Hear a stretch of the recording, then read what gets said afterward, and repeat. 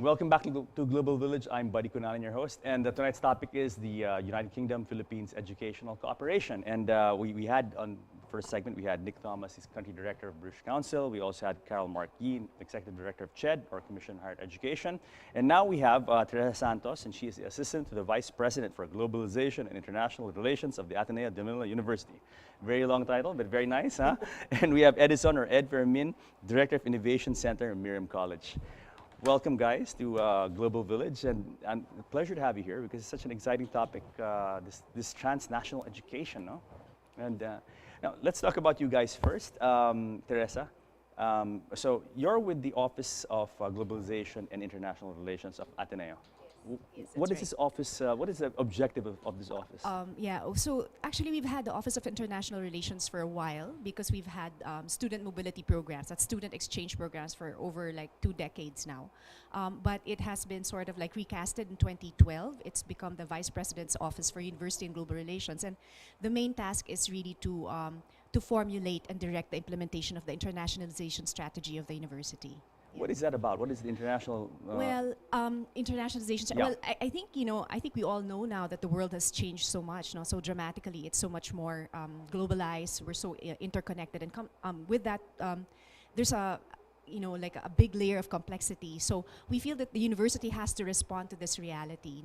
So we this office precisely tries to create a strategy to address this, for us to become more globalized. In a sense, our goal is to make sure that our institution and our students are able to respond to, I guess, emerging global problems, be able to contribute to the work of global development. Okay. Yeah. I mean, let's talk about specifics, the work of the office. When you say that you're helping the student body and the institution adapt to, let's say, global trends and becoming part of a global community and all that, specifically. Yeah, okay, well, as I've mentioned earlier, Yeah. our work really started out with student exchange programs. So student mobility is the first thing that we did, that moved on to faculty mobility, which is basically sending our faculty members overseas as well. But we've branched out to so many other areas since then. So for instance, this whole business of the academic calendar change has been part of our work. Yes. And it's also things like aligning academic standards to global standards. So reviewing, benchmarking with other universities and seeing how we could perhaps improve our own systems and processes, our own the quality of our teaching, things like that. No, so it's really quite a comprehensive plan that does not only look at mobility and what we teach, but even things like policies. Are policies supportive to internationalization? If we bring in faculty members, do we have the facility that will support, or that will help us? Yeah, for instance, is there a place to put them? So, for instance, our office is now putting up an international residence hall. So it looks Really? at Yeah. yes, Wow. it is. Wow, very So nice. it really looks at internationalization at a very comprehensive perspective. Very Yes. good. So proud of my alma mater. Look at that, huh? Forward-looking, and we are a member of the global community. Bravo, bravo. Now, next door, alma mater, Ateneo. Next door, Miriam. Like our like a partner university because we're so close to each other. Huh? Well, not just close, very, very, Very, close. very close. It's only a creek that divides in Ateneo and Miriam. history, in program development, and the like. In the case of Miriam College, the office that I'm managing, Yeah. that's the Miriam College Henry C. Senior Innovation Center. It's the office that was constituted just last year to manage anything avant-garde, emerging, new in terms of the delivery of education programs. So name it. Is it about the use of robotics as we learn science and technology, or you want to see how the bigger world out there can contribute to your emerging consciousness of your particular discipline in college, let's say business or science? That's what we do. And the most exciting part of the things on my plate would be to connect, of course, our own programs to the programs out there in the rest of the world.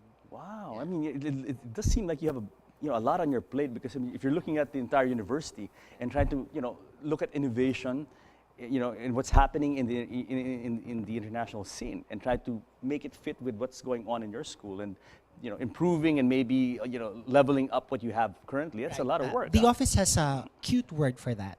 It's called glocalization. I'm sorry? Glocalization, where we try to connect what's happening out there in the global village and try to see how those things can enrich the local context and see also how the local context can enrich and influence the rest of the globalizing world. Very good. Now, okay, let's talk about transnational education and your universities, your schools. you guys, Mark was here earlier in the first segment. He did mention you are among the list, including the list of the, of the first ones to really roll this out. How far are you into this process? When is Ateneo and when is Miriam College going to roll out their TNA programs? When are you guys going to do it? Yeah. You. Well, in the case of Miriam College, we Yeah. have to begin the program in March of 2018. Okay, So wow. just a few months Yeah. from now. Because the difference of the program that we are trying to offer with the Goldsmiths College of the University of London. Goldsmiths. Okay. Yes, it's the fusion of two disciplines, design and teacher education. So this is called the Masters in Designing Education. We don't have that program here. Design Definitely. and teacher education. Yes, so it's combining the creative disciplines into the discipline of teacher education, which is, for the longest time, convoluted with traditions of teaching. So the goal is to find out how creativity can come into the teaching profession. Well, we have creative teachers, a lot of them, but this one will impact the way we look at curriculum assessment, community relations, and the function of the schooling building such relations. So far, we are now at the tail end of our finalization of our curriculum. And take note, this is a dual degree program. So when you complete the program, you get both the diplomas from Miriam College and Goldsmiths, the University of London. Wow. Okay. And Teresa for the Ateneo? Yes, in our case, we're developing two dual degree programs with the Queen Mary University of London. The first program is a master's in innovation through media and art technology. So it's a bit of a mouthful. But essentially, we recognize that innovation is a key competency that we need in the 21st century. And essentially, this program focuses on developing the ability of students to anticipate what the future might be like and then develop responses to that future with a special emphasis on digital innovation. So that's one program, but we have a second dual degree program which will be in data science. This is focusing on big data. So as you know, right now there's like an influx of data that's been made available. So this course, which is really quite timely, really helps students make, in a sense, mine the data that they need and try to make good sense of them so that they could use it for whatever it is that they're choosing to work. So both programs sound like they're computer science or just Yes, yeah. but actually they take in anybody, they from any program. So it funnels in from a wide variety of disciplines. Yes. Are these the first dual degree programs, undergrad of Ateneo and? No, these are graduate degrees. Oh yeah, I'm sorry. Yeah, graduate degrees. Yeah, I mean, are these? Well, in Ateneo, we do have a couple of TNEs already. However, of this sort, I guess this is sort of like a level up thing. It is in many ways because we have one that's a University for Peace, which is a UN mandated university. Yeah. And it's in Costa Rica. So we do have something with them, but these are all scholarships as well. Okay. But this one is a little bit more different, yeah, in a sense. Yeah. Is Ateneo going to roll out this program as well in March 2018? All going well. We hope that we are able to roll out in August 2018, yes. Yeah. Okay. When you say dual degree or joint degree, so it's like a co-branding thing between the two schools. So it'll be In a way, yes. Yeah. Yes. Dual degrees operate this way.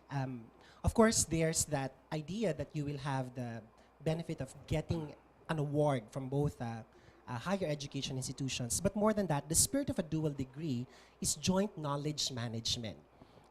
A part of our program, developed by Filipino experts, becomes recognized by the experts of our partner UK University. And to me, to us, Miriam College, that's a very huge step forward in terms of the Filipinos being recognized for the quality of expertise that they have in the disciplines that we represent. Like Miriam College is a known teacher education institution for the longest time, for over 90 years.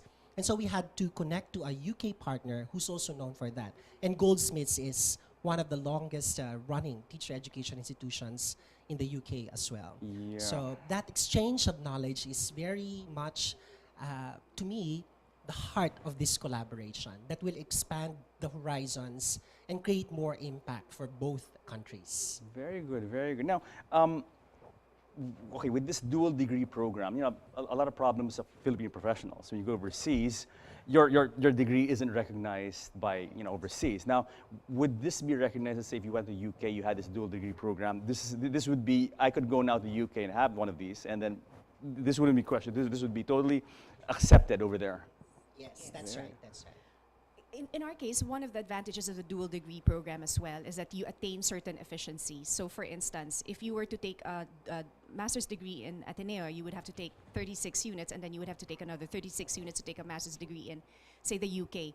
But in this case, in that case, you would be taking a total of 72 units. But in Yes. this structure, there are cross-crediting happening. So instead of taking the 72, you might take 54 units instead. And at the end of it, you get a degree from Ateneo de Manila University, and you get a degree from, in our case, Queen Mary University of London. Now, there is that efficiency, but we feel that this structure is also benefiting the students significantly, because at the end of the day, because the world is so globalized, it's good for them to study their area of focus in diverse contexts and diverse settings. So instead of just, studying in a place where there is only, like one single nationality, suddenly they're thrust in a situation Sure. where they have foreign faculty members, foreign classmates, and that really enriches the academic experience and the Absolutely. academic outcome for our students. Yeah. Absolutely. I mean, just the exposure to different, cultures, interaction with different students from other countries. The wealth that brings to the learning experience is immeasurable, huh? If you think about it. No? Now, your partners, how did you identify them? Queen Mary in your end, and Goldsmiths. Yes. Yeah.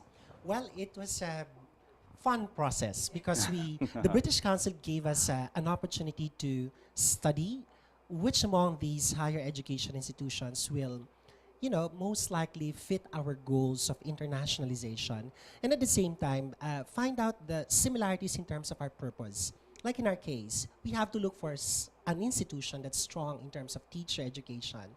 So immediately, when we went there to the United Kingdom, Goldsmiths was quite surprised. We did a lot of research about them. There were several of them present at that time, and we immediately said, well, as far as this presentation is concerned, who among you ought to be our partner. That's niching. We need to find our niche. And so this program, which is governed by the Commission on Higher Education and the British Council, really is entitled the Joint Development of Niche Programs, or the JDNP. In fact, we do not repeat programs among the 10 universities. We have to okay. find our own Oh, I didn't know niche that. programs. Okay, Yes. so there's no competition, and of course, right? Well, no, actually, LaSalle and Ateneo are such good friends. We're both doing something in data science, but that's good. Very good. Now, how did you partner with Queen Yeah, Mary? actually, this is a very interesting story, as has been said by Ed.